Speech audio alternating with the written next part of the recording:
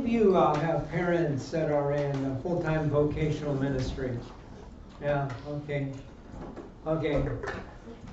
Super. A lot, but most of you don't. Yeah, Leroy Goertzen. I've been increasingly impressed through all my life about the fact that we continue to be shaped by, we're shaped by our upbringing, we're shaped by the situations that God has put us in, and God is at work providentially preparing us and equipping us for the work He has us do. And sometimes that's a mystery to us, and sometimes it's a complete disconnect from anything and everything we've ever known. That's kind of the surprising thing. I heard Mark, I heard you say that. It's not what you intended, it's furthering from your mind. And that's kind of how I think it was for me as well. I grew up on a farm in a Mennonite community in Nebraska, so I'm really just a country bumpkin, quite honestly. My family doesn't think so anymore. They think I'm long removed from that place. I love going back there, but it had a powerful impact on my way of thinking about the world in so many different ways. But I learned really early on there that I was never going to be there. I saw my brothers, and most of them are still a part of that community, and I saw them taking to what was going on there, playing in the dirt and fixing motors and driving tractors, and I could do all of that stuff with ease, but I just didn't enjoy any of it. And so I found myself at one point graduating from high school, really not figuring, this is not where I belong. I just knew that much. And so I felt this need to attend a Bible college similar to this in Omaha, Nebraska. And so all I knew is that I really wanted to help people. I really wanted to do something significant with my life that would make a difference in ways that I didn't feel that I could do out on the farm. I had no idea what that was going to look like, but I had, because of my involvement in my home church, one of the amazing things about my home church is that though it was as liberal theologically as you can imagine, the opportunities for involvement and service were immense. And so I taught Sunday school. I started a music group. I was in the choir. I did extension ministries and all kinds of things that were relatively unusual to the rest of my family. And I found that in all those things, whatever success looks like, that's what I was experiencing. And adults were coming alongside and saying, wow, you're really good at this. You should be thinking about doing this. And anyway, it has always reminded me of the importance of being connected to a community of faith where you have other people who are able to speak in your lives and guide and direct you, even if they don't even know what they're doing sometimes. That's important, because I think that fits with what Mark was saying about the guidance that we need along the way to find our place.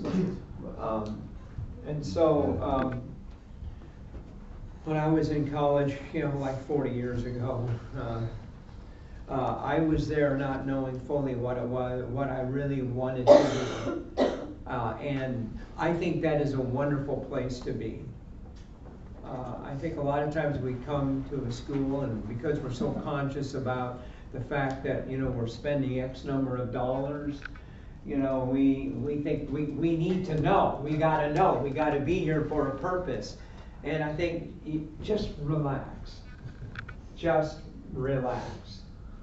Because this is that season in your life, I think, as it was for me and as it was for all of my friends, as God was orchestrating in this season something that will only happen here at this moment in your life. To rush through this is a huge mistake. It's huge. It's huge because this is a season. It's a moment, unlike any other, where you're setting aside all kinds of other purposes. And I would just say, okay, and one of the things that I learned when I got to school and being around all these individuals who were pursuing something by way of ministry, not sure what, was that, okay, this is the season to kind of begin to get this figured out. And so I'm going to listen diligently. I'm going to interact with professors every chance I get. I'm going to have these peer conversations. I'm going to be in the Word. I'm going to take my studies seriously because, hello, you're a student. That's your occupation now. You're a student. And the pressure is to get out there and serve the world. And I remember all the kind of opportunities I had. And Mark, I did say yes to some. But I said no to more, quite honestly, because I thought I needed to really be a student first. Because there are these temptations that while you're in school, your drive, your energy, your passion, your interest in being something different is valued by just about everybody. It really is. And they love to have it, especially for free. My encouragement is to say, okay, this is a short season. And you're in an exploration mood, even if you kind of think you have things figured out. And in this exploration mood, what you're really wanting to do, the bigger picture is that you're wanting to open up your life. You're wanting to create space. You're wanting to build margin around the paper to write. Let God write. You don't want to fill your paper from one edge to the other, right? And that's what a lot of you are doing. And I think that's blowing it. You want margin.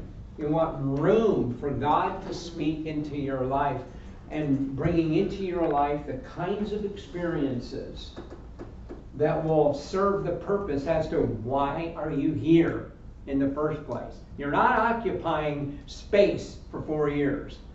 You're not growing in age from 18 to 22 or whatever it is. No, you can do that a lot of places, but you're paying good money, you're spending important time and season in your life, and this is a season where only certain things typically happen. And that's what happened for me. Is that I started out my first year as really a country bumpkin, having spent all my life on a farm, living in what I consider to be a huge city in Omaha, because I had never been there before. I had never been to any town larger than 30,000 people. I'd never really been, I don't think, out of the state of Nebraska. So, yeah. Oh my goodness, I was so lost. Oh my goodness. Okay, so traumatizing. But nonetheless, as I applied myself to studies, as I applied myself to the Word of God and took on the challenges of a new kind of study and a new diligence and some new opportunities on campus of developing skills and learning to know people and building some relational intelligence outside of my family, and all of that was so important, and it all happened there. And in the midst of all of that, as I began to apply that and look for opportunities that I had passion for, things that I felt strongly about it, because desire is in my heart, I could actually yearly see God building in my life a future. and putting in my heart a deeper desire that was undefined when I came there. And I think oftentimes what happens is that when we start, what we're thinking about is that big. We're just not sure.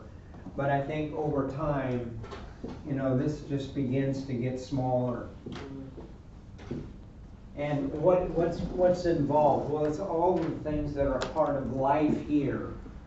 And the focus becomes smaller and smaller and smaller until it's getting clearer all the time. And we have to be patient with ourselves, but we have to work the system the way that God works. Now, there may be some of you in this room who God struck you over the head one time and said, do this. Or that might be your story. That isn't the story of most people. For most people, it's difficult work, and it was for me. And so really by the time I met my wife, we felt a genuine desire and a passion. We shared a passion. We shared a scripture verse. We wanted to know Christ, the power of his resurrection, the fellowship of his suffering. We wanted to be conformed to his image and his death. And we saw ourselves doing that by serving others in some major capacity, probably in pastoral type ministry is what I felt called to. But a lot of that was because I really didn't know anything else. I hadn't really seen much of anything else. And so along the way, I had opportunities to start bands and lead worship and develop and build youth ministries and help plant a church and all kinds of number of things that were a part of the process, I think, of this. But I was so moved and shaped by my college experience, and then I knew as I was in college, something began to play really strongly in my mind, and I did not feel adequately prepared for ministry when I left college. And so I spent 1.5 years working with my father-in-law, who had just planted a church in Orange County, California, and so we moved there. Plan of taking a short break and then going on to seminary at Grace Theological Seminary in Indiana, and which was, for me, it was clearly the best move in my life. Even though there were other opportunities that came along. But what we wanted to do is that we weren't always totally sure of what serving others was going to look like. We just knew that we were in a season of life where amidst all the things that we could do, the one thing that you probably were not going to be able to do at other seasons of life is we needed to be prepared. We needed to be prepared, equipped. And it is as much equipping and preparation as I've had in some ways outside of college and seminary, I still feel like I'm living out what it is that I have spent all my years in the classroom and in and around the environment.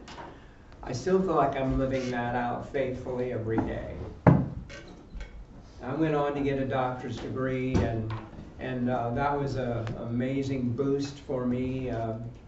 But what was driving my wife and I in particular was the desire to be used by God in his capacity to serve others, to equip his people to do the work of ministry. Ephesians 4:10. Whether that was in a pastoral role or whether that was in a teaching role as it is now, we weren't sure what that was going to look like. We knew that at some point in time, we were hoping that in our ministry with others, that God would at some point put us at the end when we would be helping to train those people who were training others. And by God's providence, it worked out at a relatively awkward moment in our life, but it did. And I think one of the reasons why that occurred is because we just kept taking the next step, the next step, the next step, the next step of preparation, the next step of faithfulness, not knowing where any of that was going to end up. Just didn't know. So, you know, my story, and part of what I do here is, I know some of you have been in class, teach Introduction to Theology. I never would have expected teaching a course like that, though I love theology. My years, 25 years in pastoral ministry has equipped me well to work in our graduate program in teaching pastoral theology. Most of these classes I teach online. And really, probably one of my largest roles is I'm the director of our doctoral program here. And so I work with 40 to 50 individuals who are working full-time in some kind of vocational ministry, all scattered all around the United States, from Peru, Singapore, India, Africa, helping them take the next step in their ministry and developing their potentials. And that's an exciting thing. It reminds me that in some ways our training is never done. I have some guys in my D-Min program who are in their upper 60s. I had a guy just enroll. He's 68. And so we were talking about it, you know, I was asking him, why aren't you retiring? And he said, no, I think I have another 20 years left. Because all of my family has lived into their 90s. And he said, I've got actually 20 years left, I think. And I want to be the most equipped for those next 20 years. I mean, isn't that amazing? I am so impressed by that. And I have two other guys who are exactly in the same stage of life where they're saying, we can be way more effective. And so we need to take some time out in our life right now to better equip ourselves to serve the body of Christ, so that at the end of our time here on earth, we will be able to hear that well done, good and faithful servant, because we used our effort. So this is your season, and in some sense, this is your moment. Don't waste it. Stay right there. Yep. One thing, we have a few minutes for questions, but want to add that the School of Ministry faculty is rejoicing because one of the new D-Min students is our brother Joel, Pastor Joel from Cameron and Hope Baptist Church. Yeah. And everything, the money has come in, and he's a great man and pastor. So I've been over there a couple times. So you've been over there a bunch. Mark, have you been over there yet? No. No. So he's a wonderful man. So he's going to be here taking classes starting Hopefully this June. June. We have some visa issues So to we're work rejoicing out. about that. Yeah. Yeah. So any questions you have? We have 7 minutes, and if you have any questions, these gentlemen, just address them. Sure. Yeah, so you're talking about enjoying this time in college. How do we be ministers now and enjoy college? Do you say that we should just not worry about it now, or what's that balance look like? I'll let Mark answer as well, but I think you should choose one thing. You know, the temptation is to do that, go wide. And it's like, well, you can choose things, you know, to do. But the temptation is, you know, we're a part of the now, kind of the now generation. And so, you know, I have skills, I can tap into opportunities. There are opportunities all around us. And something that I tell students all the time is that, and again, I don't want to be controversial, but you're always going to have opportunities. And I'm going to say not every open door should be walked through. In fact, most of the open doors, just walk right by them. Just walk right by them. Because opportunities are not going to be your problem. If you are a person of character and a person of competence, you're going to have more opportunities than you can shake a stick at. So don't feel so amazing because all these opportunities are coming your way. I have said no to hundreds of opportunities. When I was looking for a church, you know, I wasn't selecting from one, I was selecting from 10. And so that's not going to be your issue. So remember why you're here. You're not primarily here to be ministers. No. You're primarily here to be equipped to do that. And if you spend all your time ministering, you're being equipped in a small way, but you're going to be neglecting a whole bunch of other things that you're never ever going to do other than here. You're not going to do them. That's been my experience. Yeah, I would say somewhat the same thing. This is the one time you have to get your education. You're not going to get it down the road if you don't get it here. So that's your priority. Other than that, it's kind of a case-by-case thing. Some of you are working part-time, some of you are working full-time. You're not going to have really a chance to even get much in by way of ministry. However, if studies are not difficult for you, if you can get good grades with minimal amount of work, which some of you can, and you're not working full-time, then I would suggest saying yes to some opportunities that come your way, and just get your feet wet. See what you're good at, see what you aren't good at. You might be surprised at where you really fit in and where you don't. Yep.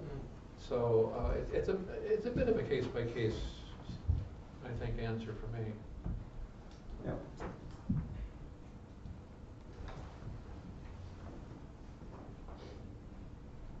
My 2 bits worth is that there's a lot of controversy about college, period. Yeah. I just bought a book where the guy's arguing against it, basically. Yeah. And so I would like you guys to know that we are wide open conversation partners about education, ministry, equipping your personal time. Because we are very conscious of money and time and parents' perspectives of college. We're very conscious of that. But I do, so what I do affirm there is that I run into people that are, like I'm running into, a guy keeps calling me 21 years old, gonna take a job on, up in Vashon Island, be a youth pastor, and I'm trying to be nice, but I've tried to say to him, you need to get you need to get your Bible and theology now. And so I'm really worried about the point where he is 25 and married and says, I want to study. So glad to engage this philosophical discussion, because we think that the equipping of your mind and your heart, and you can in fact learn how to minister by what you do with each other. Right. For Pete's sake. Exactly. You know, are you listening to each other? Are you trying to meet the needs of each other? This is a community. There's a ton to learn about ministry right here and in your local church, and there's limitations. You only have X amount of time. So My wife would tell me that that my growth, particularly in emotional and relational intelligence, like skyrocketed through college and seminary. Interesting. Yeah. Just the interaction that we had here. And I think, and Mark and I have had some experience with what in our graduate program, our SLE, our supervised leadership experience, where our grad students, need to do a mentorship. And one of the difficult things that we have found is that for a lot of our graduate students, they may be involved in a church ministry, but the kind of mentoring they're getting is so poor that the thought that you're going to get equipped and trained there, just to some degree, finding the right person to do that is just huge, and many of them just aren't helping that much. I need to let everybody go, Matt. Yeah. Can I, is it okay if that you tell people what's going on in your life to minister to you? I mean, how can we pray for you? So the who don't know, my dad passed away a couple weeks ago. And like going through that, there's a lot of just detail work and